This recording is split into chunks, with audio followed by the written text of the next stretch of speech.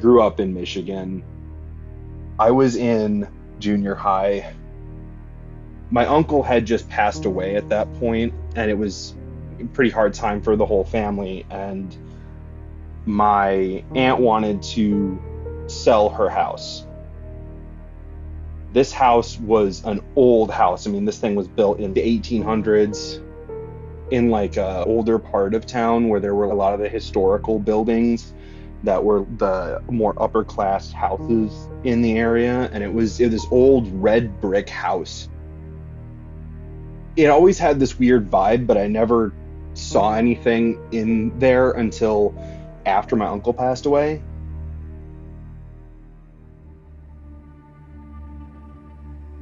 He would always say that he would hear children running in the house, laughing. My cousin would be not there. The neighbor kids would all be at school. Literally, there would be no reason for kids to be there, and he would hear children playing.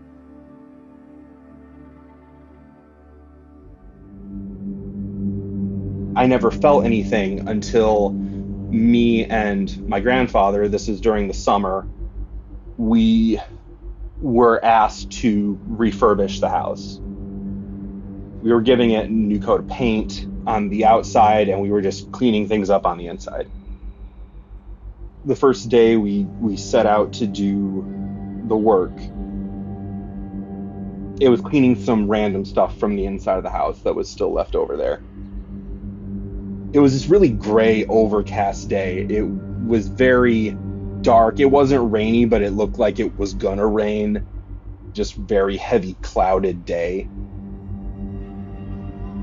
My grandpa was doing something in the car, and I can't remember why he wasn't gonna go in, but he asked me to just run upstairs real quick and go grab my cousin's toy box. It was in his room upstairs, so you had to go in the house through the main hallway, through the living room, and there was a staircase at the far end of the living room that would take you upstairs, and then you had to go across another little area into his room on like the other side of the house. I mean, you were pretty much doing a big U going up the stairs back towards the entrance of the house. It was not like a quick trip. I was going to be there for a second hauling it out because I think it was still full of stuff. I unlock the door, and immediately I do not feel good. I do not feel safe. Part of that was probably just me being creeped out because A, I'd heard the stories, and B, it was a really gray, dark kind of day, so the house with no lights on did not look very inviting.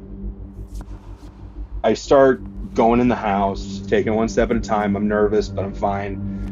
And I get through the living room, and I get to the staircase, and at the bottom of the stairs, my blood just runs cold. I hear people talking.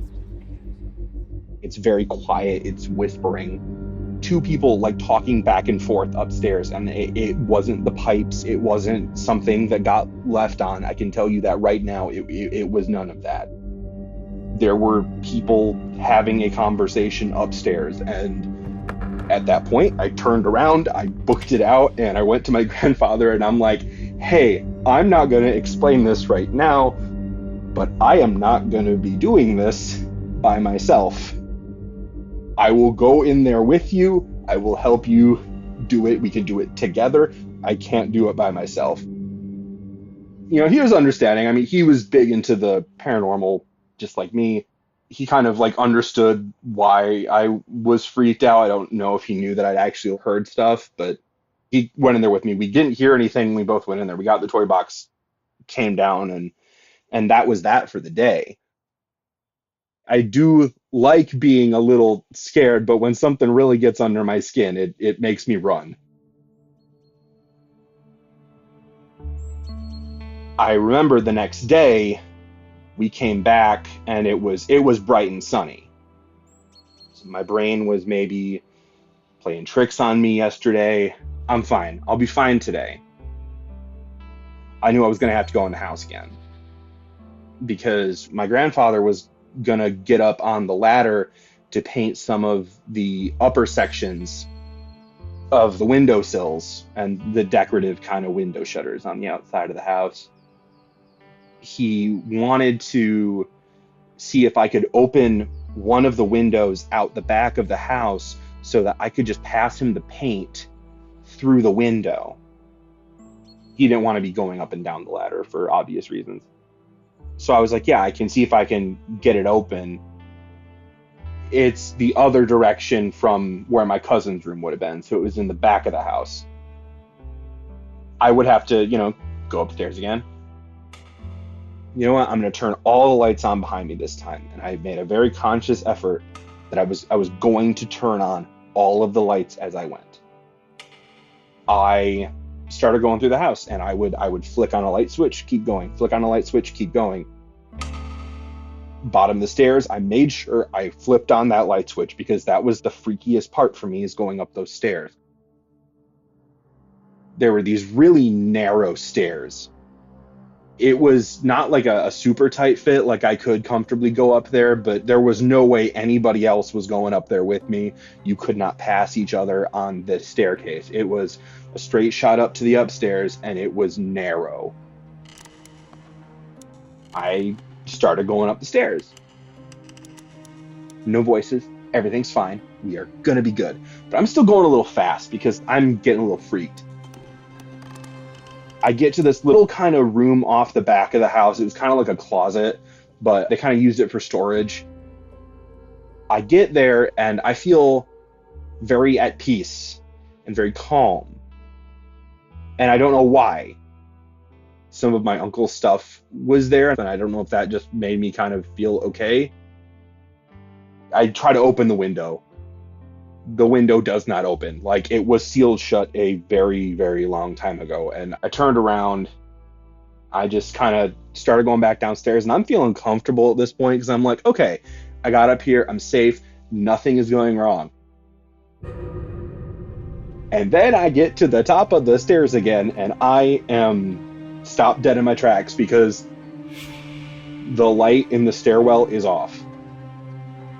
The other lights are still on, but the light that I pointedly made sure to turn on is off. That just blew all sense of comfort away. I'm going to try to rationalize this. Maybe something happened. Maybe the breaker got tripped. Maybe the light just went out. I don't know. I go down the bottom of the stairs. I, at that point, just freak out. The light switch is down. It is flipped down completely. Somebody had to have come into the house and flipped that light switch down, and my grandfather was on a ladder outside the house the entire time. Nobody went in the house. Nobody was in the house. But that light switch was flipped down. I went out and I'm like, okay, I'm going to stay outside the house all of today. I'm going to pass the paint up. We're not going back in the creepy old house again. And I don't think I did.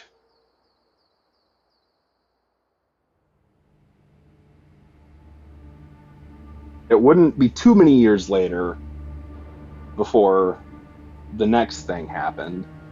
In my old house, I don't think it was haunted, but something was definitely up with the basement. I don't think there was like an entity. It was just a little freaky. And I don't know if it was because we had well water and there was like a well room. Water can create some paranormal happenings if there's a running body of water. I did habitually go faster up the stairs from the basement whenever I was hanging out down there. That's important to point out because of what would later happen.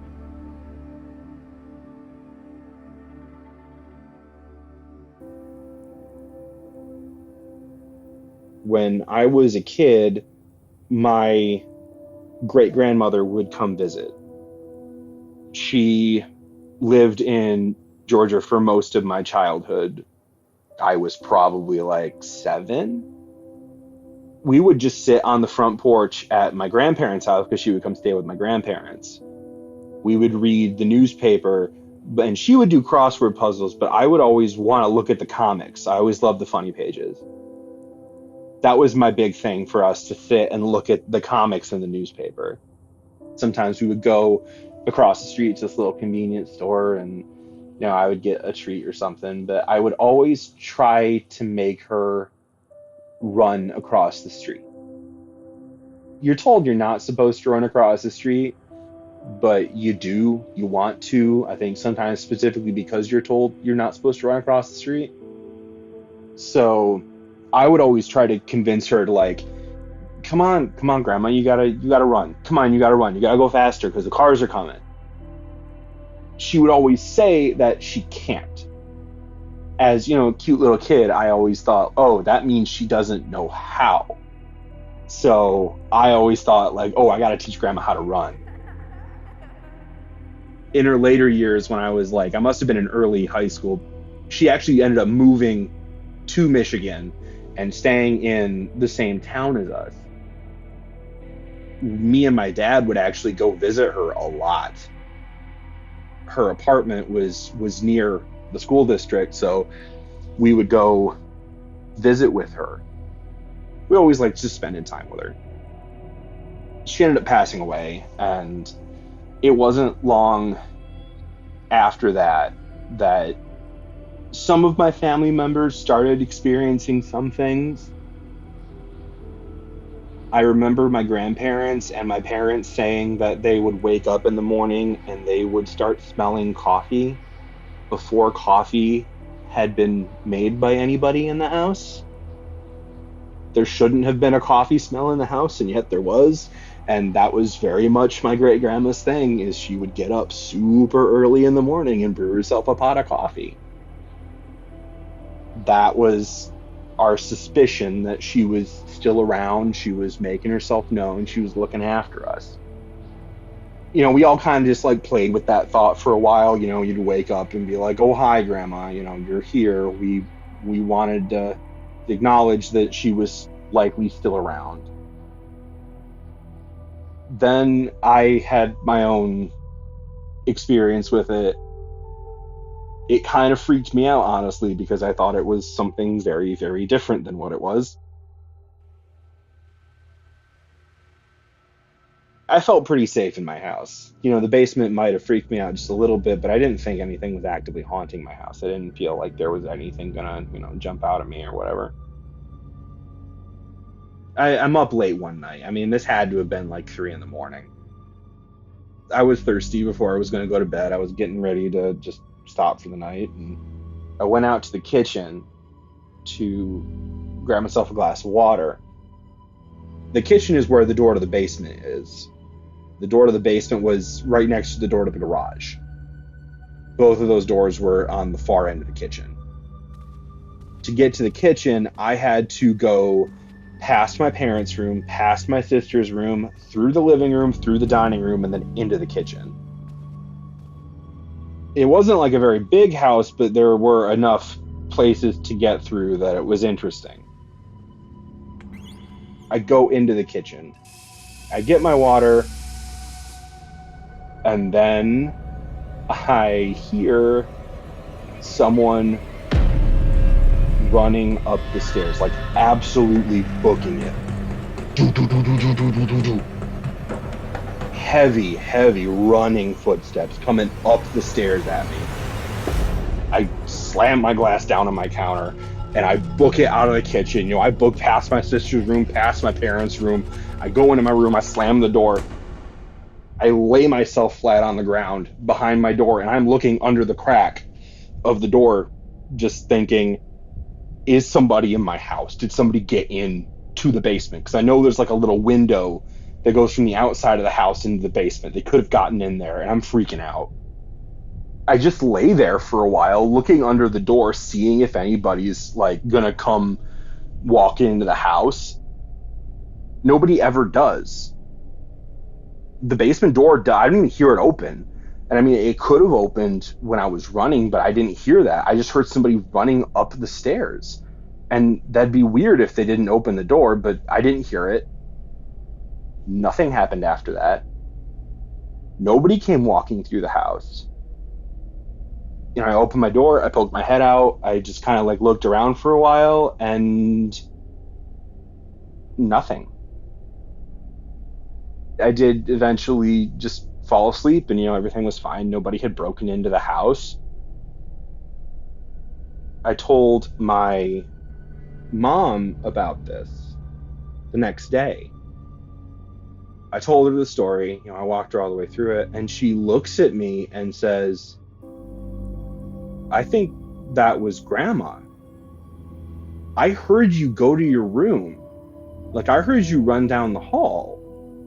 And I woke up, hearing you run down the hall. And at that moment, when I was awake, I looked over to the dresser, and for a bit of backstory, my dad had this toy that he liked as a kid and would play with. It belonged to my grandma.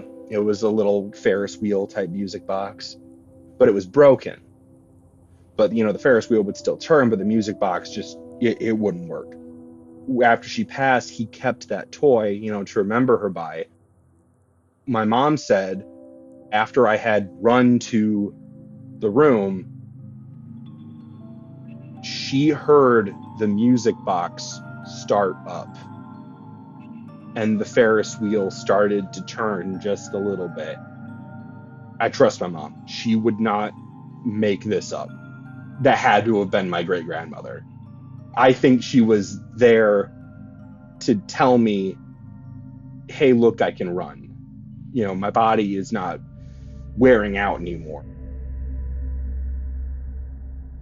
It was freaky for me in the moment, but I take some comfort in knowing that, it was probably her. I honestly think she realized she scared me, and then that's why she did the thing with the little Ferris wheel toy in my parents' room. I think she wanted to just be like, oops, sorry.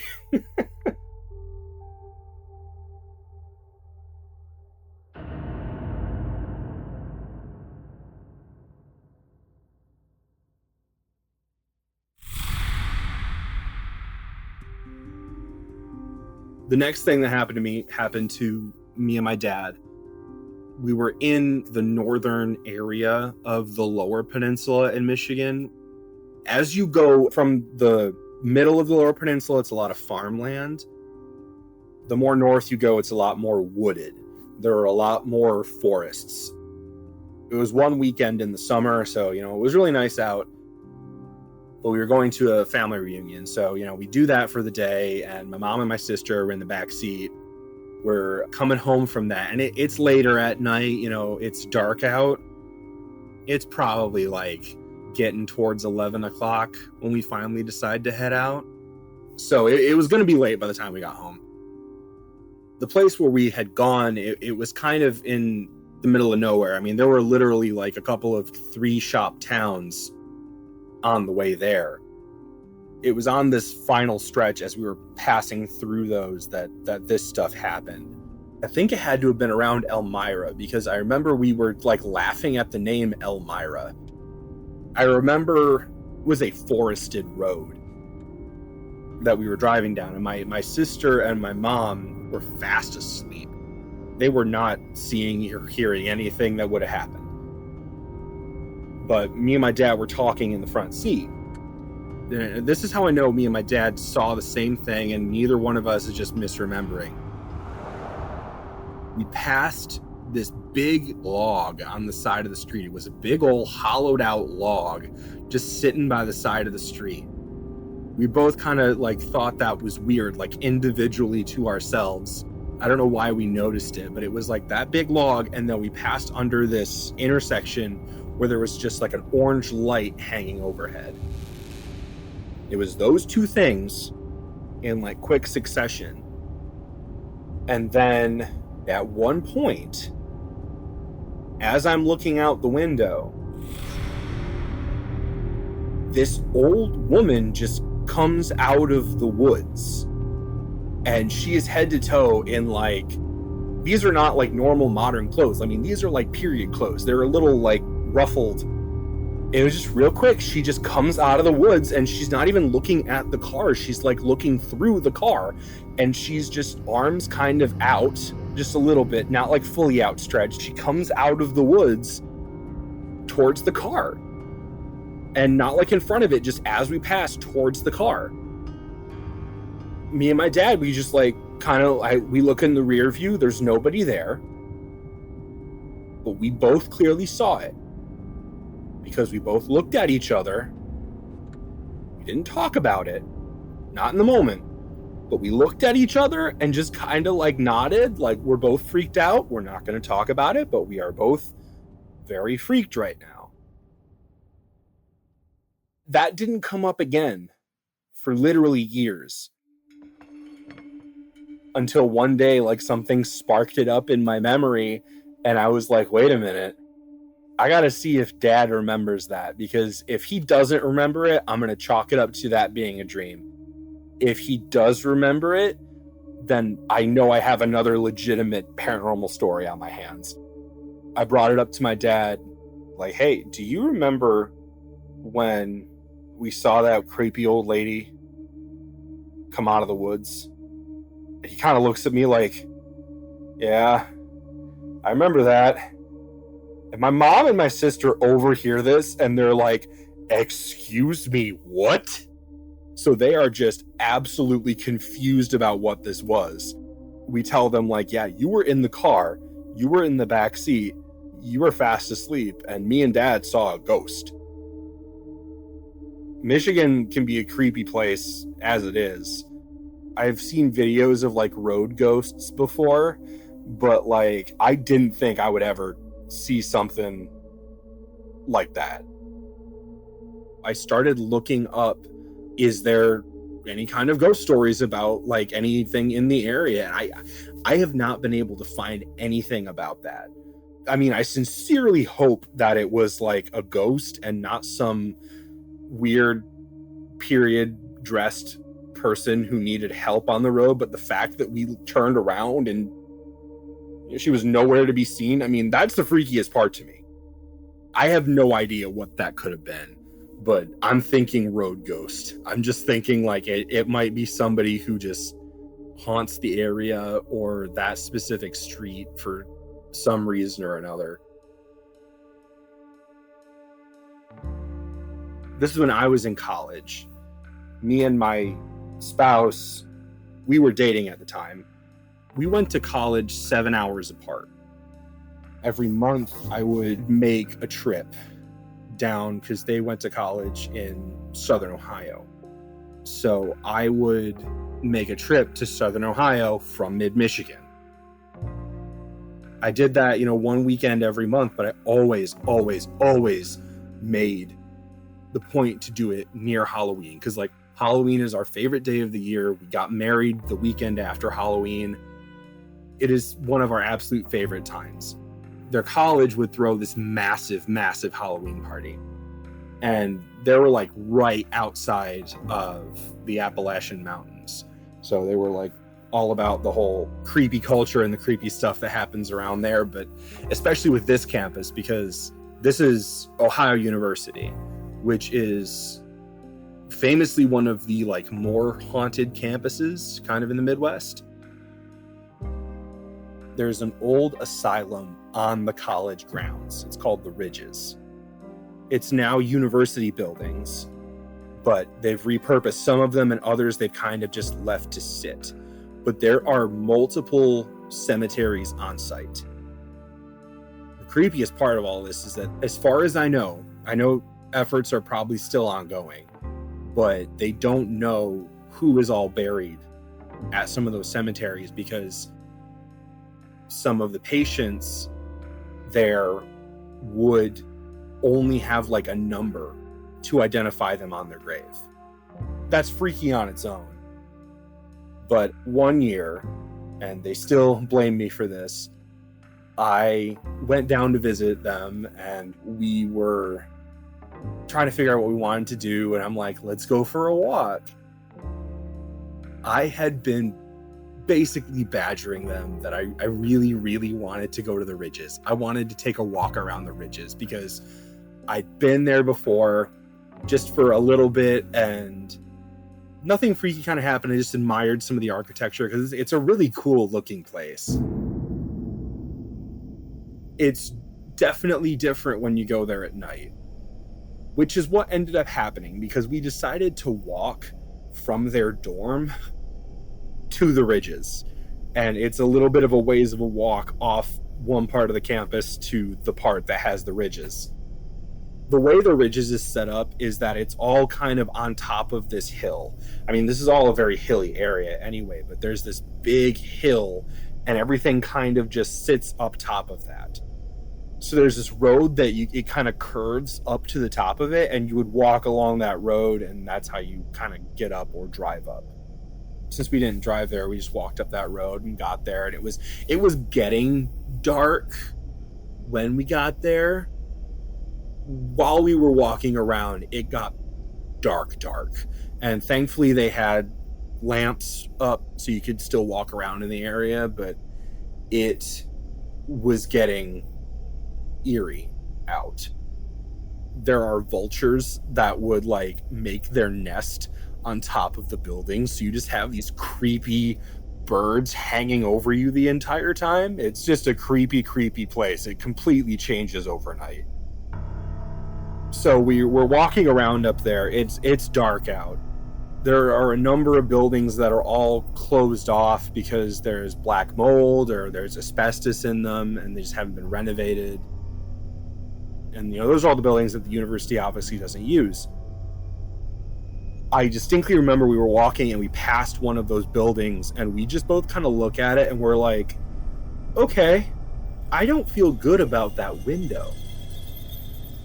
There's something looking at us from that window, and this building is boarded up, nailed up. Somebody could have been in there, but I don't think so. I just got this very eerie feeling from this one specific building, and it was this little brick building. It looked like an old house, so it might have been like I don't know. It looked nicer than what a groundskeeper's house would be, probably administration. We keep walking, and we kind of lose a little bit of track of where we are. We're walking around, and my partner is like, I think we should go this way. And as I turn to my right, I see a cemetery just stretching out before me. Bunch of graves. It's those little numbered graves, the creepy graves, and it is nighttime out. I'm like, okay, honey, yeah, we're going that way. Don't turn the other way. Don't look that way. You're not gonna like what's that way. So we turn, we go, and we're kind of ushering ourselves out at that point. We both individually, we don't talk about this until afterwards, we individually start feeling a lot of pressure. Like, there is somebody pushing us out of there. Like, you need to leave right now or bad things will happen to you type of pressure. And it's like people watching us, and it's multiple sets of eyes, and they are just bearing down on us, and we both feel very uncomfortable.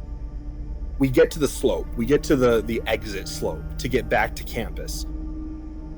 As we're heading down, what the slope is that it was a road that sloped down. It would kind of curve to the left and then curve back to the right out to the main road. The slope, it was all clear of trees, and there were a line of trees up on the top of it. But there was a little break in the trees where there was just nothing. It was just a clear spot. I think they were planting some new stuff in there, but it was a clear spot between the trees. Both of us are just very scared looking at that spot because I felt something just staring at us specifically from that spot between the trees. I don't know what it was. I don't know what it could have been. I did not want to find out because I knew it was something that was telling us to get out of this area. Do not come back. This was something that was going to follow us and harm us if we stayed any longer. We were walking as fast as we could, trying not to freak each other out, but when we got done and got out, we talked about it, and we were like, that is the scariest thing that we've ever felt. And we did not go back. I kind of wanted to go back. I kind of wanted to explore more. I kind of wanted to see more, but it would not have been in my best interest to do that, I don't think. I did not want to risk that. My spouse did not want to risk that. My spouse has told me never, ever, ever again. When we do anything together, we avoid haunted locations. They have made me promise to not go seeking paranormal experiences anymore, not to go to any place that is known to be haunted, because they are convinced something will follow me and they do not want me bringing that home.